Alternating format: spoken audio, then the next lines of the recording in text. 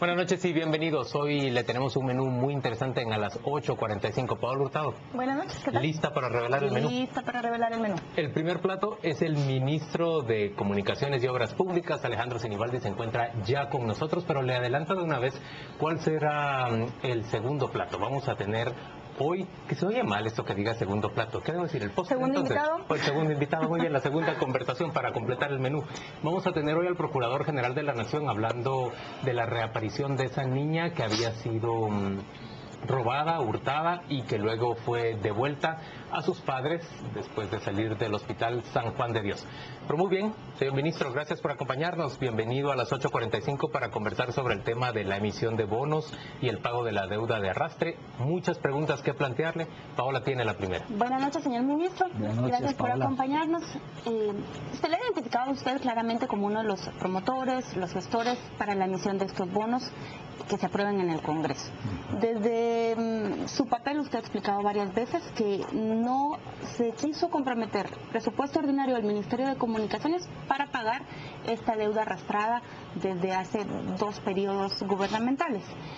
Pero una de las preguntas que nosotros nos hacemos es, cuando usted dice no se quiere comprometer la inversión en obra pública y se recurre a estos bonos, nos preguntamos si dentro de esa razón no cabe también pensar que usted pues no quiere dejar de inaugurar proyectos que le pueden servir a usted antes de dejar su puesto como ministro para buscar la candidatura presidencial dentro del partido y conseguir congraciarse con los posibles votantes con esas obras. ¿Cómo justifica usted esa decisión que toma en su cartera? Bueno, Paola, mucho gusto estar con ustedes. Juan Luis, tal vez comentar que este no es un tema, o tal vez yo lo pondría de una forma diferente. Hagamos de caso que el año pasado, el día 16 de enero que yo llego al Ministerio de Comunicaciones, tomo la decisión de, en lugar de utilizar el presupuesto ordinario para recuperar la red vial como se hizo, en lugar de utilizar todos los recursos que teníamos en nuestro presupuesto para recuperar la transitabilidad, para darle mantenimiento a las carreteras, hubiéramos empezado a hacer lo que han hecho todos los ministros, que es empezar a pagar. Lo que hubiéramos tenido es una crítica muy grande, porque no se recuperó la red vial, porque no se está viendo el trabajo del Ministerio de Comunicaciones, y esa fue la decisión. La decisión desde el día 1 fue: no vamos a comprometer el presupuesto ordinario, porque tenemos una tarea muy grande enfrente, que es recuperar la red vial. Eso me llevó a mí a tener reuniones con la Cámara de la Construcción y la gremial de contratistas, donde se agrupan estas empresas, y hacerles el planteamiento de que no se iba a tocar el presupuesto para pagar deuda, pero que íbamos a buscar un mecanismo. Y este discurso seguramente ustedes lo han oído no una vez, en repetidas ocasiones y desde el año pasado. Es decir, el tema de los bonos no es un tema nuevo. Y lo que se buscó desde el año pasado es utilizar nuestro presupuesto ordinario en la recuperación de la red vial. Los guatemaltecos percibieron muy rápido ese proceso de recuperación, pero a la par de eso buscar un mecanismo para pagar la deuda. Si no utilizamos el presupuesto, realmente el otro mecanismo para enfrentar de verdad el problema son los bonos. Y nosotros pudimos haber asumido otra actitud, y es hacer lo que han hecho todos los gobiernos, no poner el tema sobre la mesa. Y yo creo que con toda la polémica, con todas las opiniones que han existido, creo todavía que el tema es saludable que se ventile. Hoy sabemos que la deuda que tiene el Ministerio de Comunicaciones son cerca de 3.500 millones de quetzales. Hoy todos los guatemaltecos, Paola y Juan Luis, pueden ir a la página de internet del Ministerio de Comunicaciones, pueden ver el listado de todas las empresas, el listado de todos los proyectos, pueden ver el SNIP y el NOG de cada uno de los contratos, y más interesante, pueden apachar en Guatecompras el NOG e irse al contrato de cada uno de esos proyectos. Pero hay varios de esos proyectos que no podemos auditar en términos reales. Por ejemplo, los proyectos de dragado de ríos. ¿Cómo auditarlos años después de que se produjeron?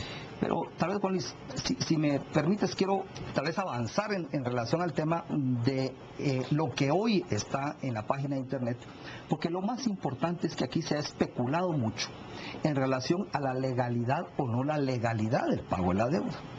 Y efectivamente, habían muchos contratos y había mucha obra que no estaba respaldada, es decir, que la deuda no era legal. Por eso se habló de 11 millones. Y por eso es que se especulaba de cerca de 11.000 millones cuando estaba saliendo el presidente Colom de su gobierno. De 11.000 millones, después de haber hecho realmente un proceso de auditoría largo, después de haber tomado decisiones importantes, y tal vez la más importante es que la deuda que no estuviera registrada, que no hubiera pasado por todo el proceso que significa esa contratación, no la íbamos a reconocer. Después de haber hecho y tomado esa decisión, pasamos de 11.000 millones a 3.500. Hoy todos los guatemaltecos pueden saber qué es lo que pretendemos pagar, en qué contratos queremos pagar y hasta ver los contratos vía internet y poderlos imprimir. Pero eso es lo primero. 3.500, y perdón que lo interrumpa ahí, pero justo esa es la duda también. Si son 3.500 ya auditados y ya revisados de que tienen todos estos requisitos, ¿por qué van a permitir que 1.500 se vayan para inversión de obra nueva y se vuelve a quedar eso como deuda de arrastre? Bueno, Paola, esa es una decisión ya no técnica. Es del presidente. Esa es una decisión política. Y tiene un ingrediente político importante, porque existen grandes presiones por parte de los alcaldes, de las municipalidades, de las comunidades, de empezar a solucionar problemas que van más allá de las carreteras principales. Proyectos que si no los enfrentamos con recursos no los vamos a poder solucionar nunca. Por mencionar tramos que históricamente han estado abandonados, el tramo de Anyatú, Padre Miguel, Chiquimula, por ejemplo, el tramo carretero de Varías hacia Huehuetenango, el tramo Pero, de ministro, Comitancio, Tejutla, esto significa Concepción, que le dejamos Tutuapa. al siguiente gobierno 1.5 millardos sin pagar. Y yo vuelvo a mi pregunta anterior. Usted dice, está listado en la página del Ministerio de Comunicaciones, y es cierto, ahí está, pero algunos de esos proyectos, de los que fueron depurados y quedaron finalmente, son muy difíciles de fiscalizar. Escuchaba usted hace apenas unos minutos a la Contralora decir, ¿qué fiscalizamos? ¿Cómo establecemos exactamente qué proyectos se deben pagar y cuáles no? Partamos de que existe una lista de proyectos, de que tienen su SNIP, tienen su NOG, tienen su contrato, que cumplieron todo el proceso de contratación y que por consiguiente es una deuda legal. Eso es lo primero que tenemos que puntualizar, porque se ha especulado que es ilegal. Todo lo ilegal no es lo que está ahí, es lo que depuramos en el proceso de auditoría. ¿El SNIP y el No. NOG? Sí. ¿Qué son exactamente? Dígale a nuestro televidente. El SNIP, para conocimiento de los guatemaltecos, todo proceso de contratación inicia con una publicación del evento en Guatecompras. Eso es lo primero que se hace. Lo segundo, se crea el NOG. El NOG es el número de operación de Guatecompras. Es un código que dice, este proyecto se publicó y este proyecto se le puede seguir durante todo su proceso hasta que se termina con el NOG. El segundo es el SNIP, que es el ingreso al Sistema Nacional de Inversión Pública. El cuarto paso que da para contratarse una obra es el proceso de licitación, después llega una junta calificadora, después adjudica el proyecto, después la autoridad superior ratifica ese contrato, después el proyecto, después se elabora el contrato y después se registra en los sistemas de gestión, que es el SIGES en este caso, y cuando se empiezan a pagar, quedan registrados en el sistema que se conoce como SICOIN, que es el sistema de pagos. Todos estos procesos se cumplieron en estas obras de 3.5 millardos. Obras. Ahora vamos al tema de cómo auditarlos. Y también a mi pregunta, Sí. y a la de Juan Luis, ¿qué Sí. va a pasar con esa que no se va a pagar? Yo he hecho, sí, eso es importantísimo, yo he hecho un planteamiento y nosotros a lo interno del ministerio estamos haciendo una evaluación para buscar el mecanismo más transparente, porque entendemos primero la preocupación que existe.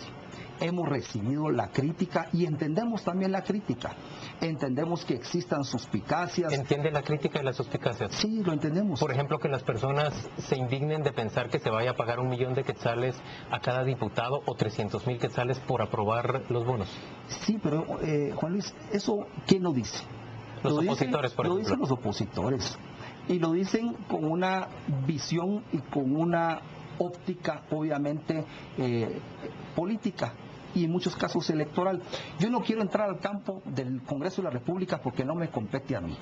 Yo lo que he hecho al día de hoy es poner una propuesta desde el año pasado decir que yo creo que técnicamente es la mejor propuesta para honrar algo que es legal